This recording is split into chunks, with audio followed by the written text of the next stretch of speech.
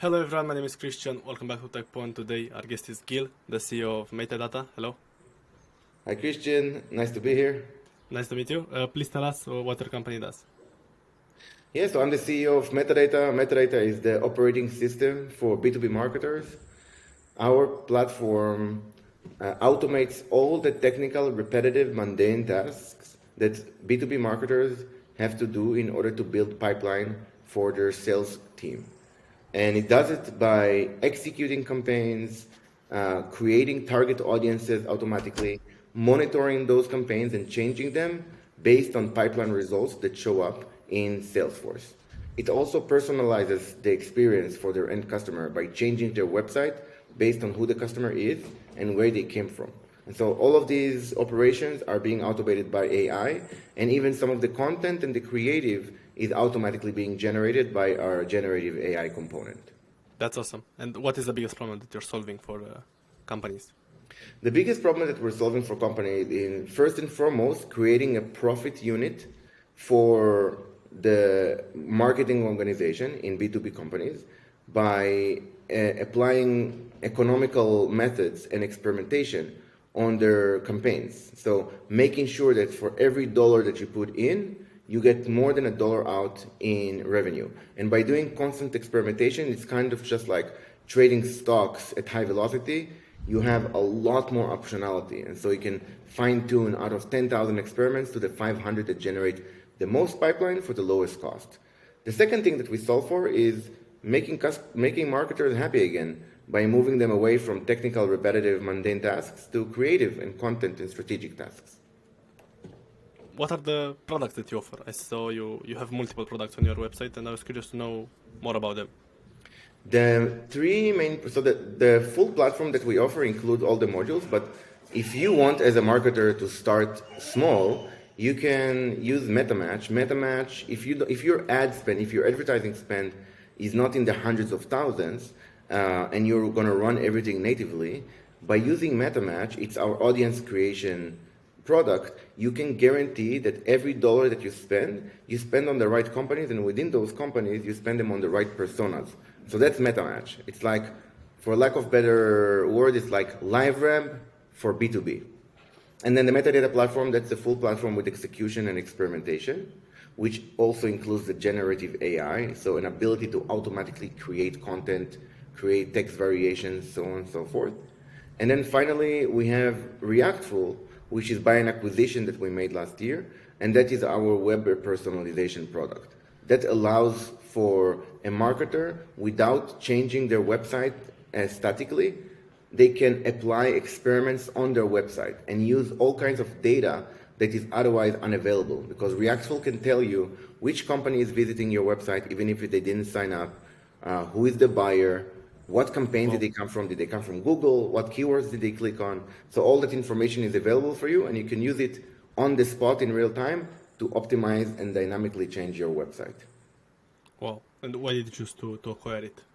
We acquired the Reactful because we identified that in B2B, the experience of buying is so out of date.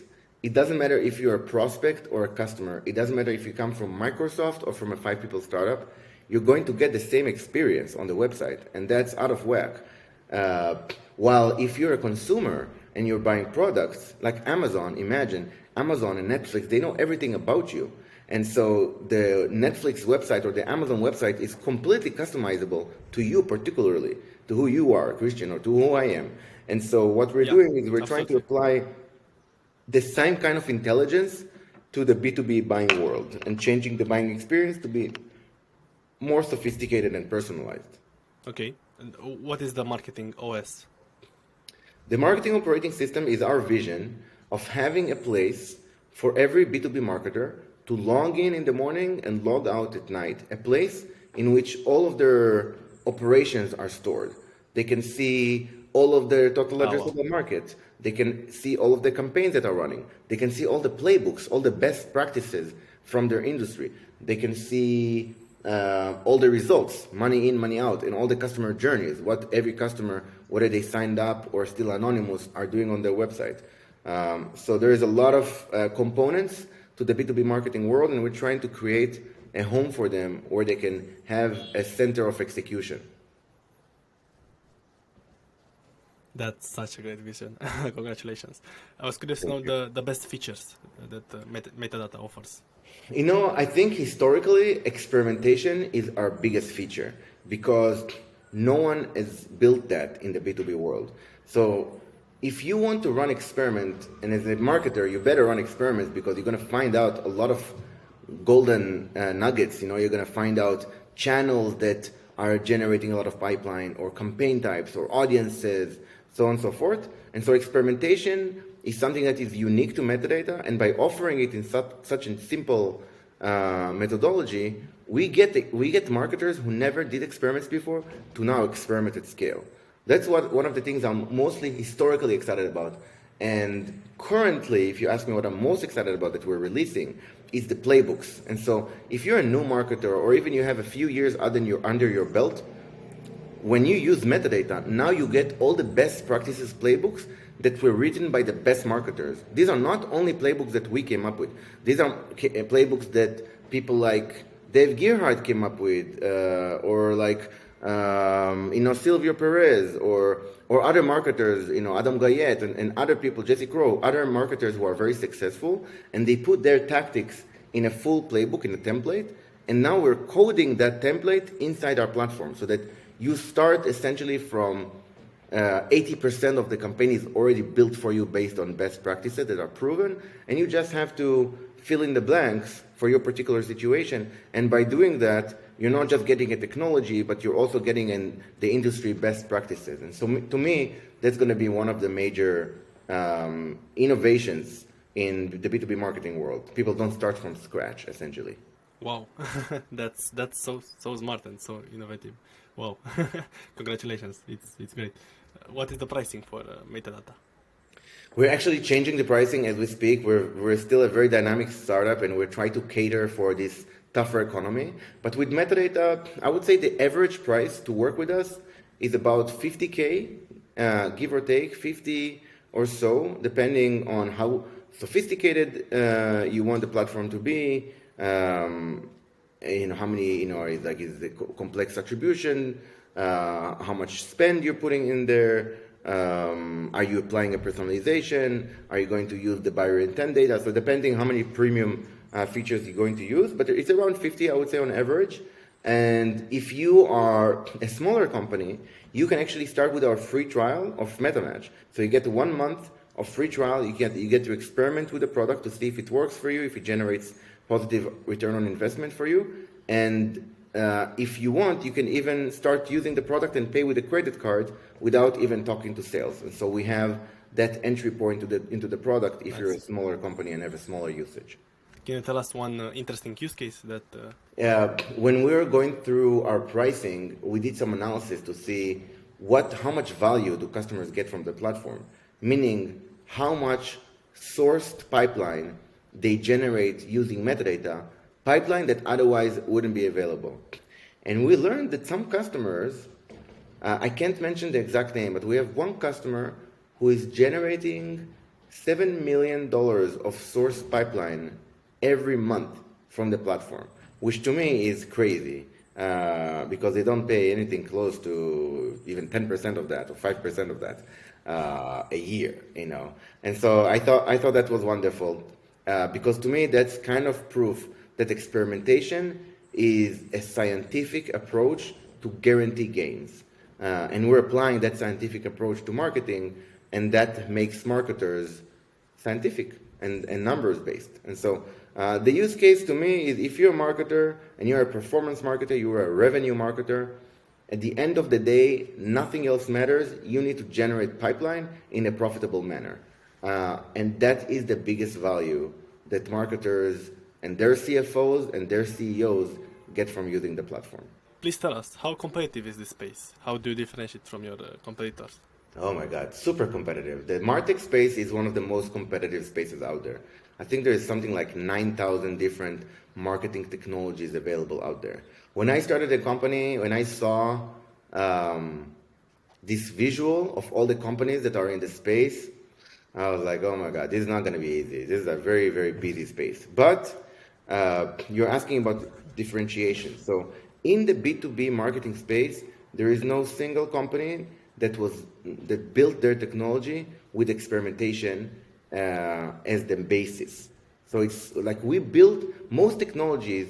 You have to open up the web browser to log in, and you click somewhere, and then something happens. With metadata, there are millions of actions being taken every day without you flipping a finger, because the artificial intelligence goes through all the possible scenarios and executes them. They don't recommend you, they don't give you data.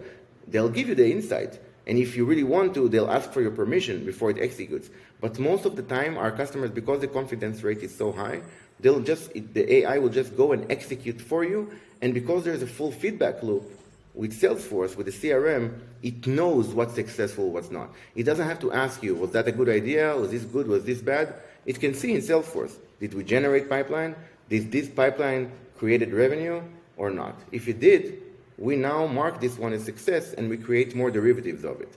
If not, even if there are impressions and clicks and leads, who cares? If there is no pipeline and there is no revenue, the experiment is done. And so that's one of the main differentiators that we have. We have many patents on this particular innovation, and that's just one of the things that we've done. One other differentiation that we have is that our entire targeting is based on email, corporate and personal email. That means that while other companies are using cookies, which are going away from the world, to target individuals and companies, we're actually using people's personal and corporate emails, and that's how we match them on the different platform. So whether I find you on LinkedIn, AdWords, Facebook, TikTok, or Twitter, I know that you are Christian Dina. I know that it's particularly you, and so I can serve you whatever campaign I have without having to worry that I may be spending and wasting my advertising and marketing dollars. What is the future you see with AI in marketing? Because right now, as you said, it does 80% of the processes, and mind-blowing, yeah. I was curious to know your take on that. Yeah, I think AI is going to take over a lot. So I think the immediate things that are going to be taken over by AI, and you're going to actually see them in the platform even this year, is automatically creating not just text variation for your ads, but also automatically creating visual creatives. So instead of having to design your ad, the system is automatically going to generate the visuals for you because it already knows what kind of message and who is going to see that message.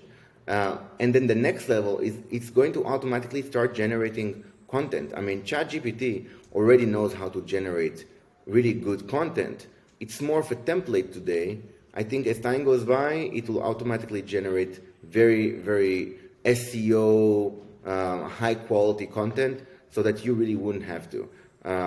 And I think as the AI is going to evolve, humans and marketers are going to really spend all of their time on fun, creative, strategic tasks. And they're not going to worry about attribution and UTM tags and executing campaigns and A/B testing and this and that.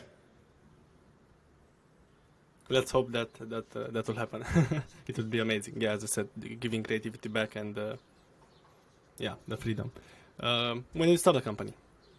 I started a company, it's been 7 years now, and we spent the first 3.5 years or so just building IP, intellectual property, just building the technology. It's a little monster of a technology. And then we started selling. In the last few years, we hit a nice growth curve. And why did you choose this niche? Yeah, well, it's mostly because of my background. So I'm a robotics engineer in my background. I'm a software engineer with robotics background. I worked post my graduate school. I worked as a VP of marketing in a few B2B companies, and I realized that the technology is available to automate vast majority of my work. I use my software engineering and technical skills to automate a lot of my work and apply a lot of the methodologies that we have in the software. As a marketer, I was very successful as a marketer, and at some point, I decided that I can make myself a commodity so that no one has to hire me again. They can just buy this piece of software, and they can focus on the creative tasks, and the software will focus on the technical tasks, and that's basically how it came to be. Awesome. How big is your entire team right now? We're about 100 people across about 20 Okay. different countries. Have you raised any funding? Yeah, we raised, our last funding was a Series B. We raised around 40 million in that round of funding from Next 47. Hmm. Do you think you found a strong product market fit? Yes, I think we found a very strong product market fit, and I think the market is slowly, I think it's just the beginning, because the vast majority of the customers that we have are still early adopters. There are power users who see, we have more than 20 former customers who are actually employees of the company, and we have more than 30 former customers who are investors in the company. And that tells me that we are still in the very early adopters stage. We are starting to see that more and more marketers understand that AI and experimentation is the wave of the future, and they're applying that using metadata to start doing their work. And so I suspect that the next few years we're going to see crazy adoption of AI and experimentation in B2B marketing. And so I think we're just kind of in the beginning of that curve. What has been your biggest challenge since starting the company? So there's a lot. I think, well, there's really a lot. I think in the beginning of the company, survival was the biggest challenge. You build a piece of technology that is very early to the market, and your biggest job is just to stay alive, just to make sure that you still have money to pay your employees' payroll and keep the lights on. Once you hit product market fit, you have to constantly balance between growth and efficiency. Growth and efficiency. And so this is, I would say, my life these days. And if you ask me, like, personally, what's the biggest challenge is just managing your own psychology. Being okay with difficult decisions, difficult conversations, believing in yourself and your intuition, not making decisions out of fear. Those are the, managing people effectively from a good place, from a place of love, without, creating a toxic culture, creating a collaborative, open, transparent, non-political culture. All of those elements are things that I invested a lot in, and they didn't come natural. I didn't just know what to do. I had to learn, I had to read books, I had to talk to a lot of CEOs and founders and my investors and my board members to really learn how to do that, and slowly over time I got better at it. Thank you for sharing. It's much appreciated. What has been your best growth tactic for gaining new people to the platform, for gaining new customers? I would say the top three are: the first one, using conversational ads, which is a combination between email and chat. So going to particular people within particular companies and hitting them up with offers. That's one. That's a very particular tactic. Second one is content. We create really good, valuable, honest content on our website, and it attracts the right buyers. And actually, we find that those leads, those demo requests are the most qualified, and they convert the most to sales. And then finally, we realized that once we opened up the floodgates, so we released MetaMatch, the free trial I talked to you about, that you can start within $300-400 per month. You can start using a piece of the platform. And once we opened that up, so many new prospects and customers came into the product. And so that is becoming one of our biggest lead gen as well. Well, offering a cheaper product, right? Just at the start. Cheaper product, no, you don't have to talk to sales, you run your credit card, boom, people are coming. What is your vision for the future? Well, I want to keep growing metadata. I want to keep growing myself as CEO, grow the people who have been working with me. We have lots of people who've been working together 4 or 5 years in the company, which I think is unique. So we have at least, several more years to go before we hit an inflection point, before we get to the $1 billion valuation or so, and then we can choose our destiny. We can, go the IPO way, we can go the strategic acquisition way, or we can become a profitable private company that gives dividends. So we can really choose our way. Right now, we're laser focused on optimizing every KPI in the company to make sure we have sustainability and high growth over the next few years. I'd love to hear a backstory, how you started your career. Oh, my career. Yeah, so I started coding software when I was really young, probably around 8 years old or so. I wrote my first line of code. I worked as a I studied game development, and as a hobbyist, I used to build games and game creators. I had a small business when I was younger in which I fixed computers for a living. And that, as a kid, and that brought me a lot of nice revenue. That was my first I guess my first touch in entrepreneurship was when I was really young, about 8, 9 years old, and I was selling firecrackers that I imported from France. But my first legal business was when I was fixing computers, and that was my first kind of experiment with being my own boss, and I really liked it. After my military service, I worked in robotics, and then I worked in financial services as a software engineer for a couple of years. I really liked it. I was good at it. But I realized that I have to get into the business side because I was clueless. I just knew how to build products, and I had no idea about the business side, about marketing, about sales, about product even. And so I went to the US. I went to Boston to a place called Babson College, which is an entrepreneurship school, to learn how to start companies. And then I had 1, 2 failed attempts to start a company, and then the third one was Metadata. Do you think that college helped you? That's a difficult one. I do think the college helped me because it was my ticket to the US, and it taught me some things. There were some professors who were immensely helpful. They gave us really good experience, like Bob Caspi had marketing for entrepreneurs, and he was like, you guys either do the homework or you start a company and you close a deal. You close a deal, you get an A, or you have to do all the homework. And I never liked to do homework, and so I ended up starting a business and selling the product, and I was like, shit, this is awesome. So I had classes like this that were really helpful, and they did get me somewhere. Did I need to pay $100,000 and go to 2 years of school to do my MBA to start a company? No. I could have probably done it without it, but it was a nice springboard. What's your best piece of advice for a starting founder? I would say my biggest piece of advice for a starting founder is get started. Don't wait. If you're ready to start a company, start it today.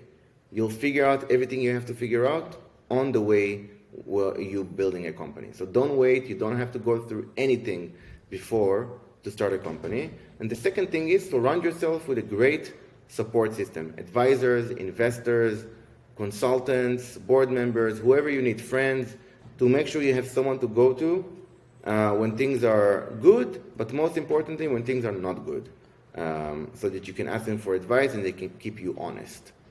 That's my biggest advice. Thanks for sharing. And you're an advisor for a lot of companies, right? Can you tell us more about that experience? Yeah, not a lot. And by the way, I do have to finish. I have another call that I'm already late to. But to answer your question, yes, I'm an advisor. Not to many companies. There are a few companies that I pick and choose every year, usually no more than 3, that I advise to the CEO. And I'm also an investor in a few startups, selected startups. What's your favorite SaaS product, apart from Metadata? HubSpot. HubSpot, I think, is one of my favorite products. I think it was really well built, and it's been, I think, the best marketing automation software in the past 15 years. Awesome. Thank you so much for sharing, and thank you for joining. Christian, thank you very much. I really enjoyed being on your podcast. Thank you. Thank you.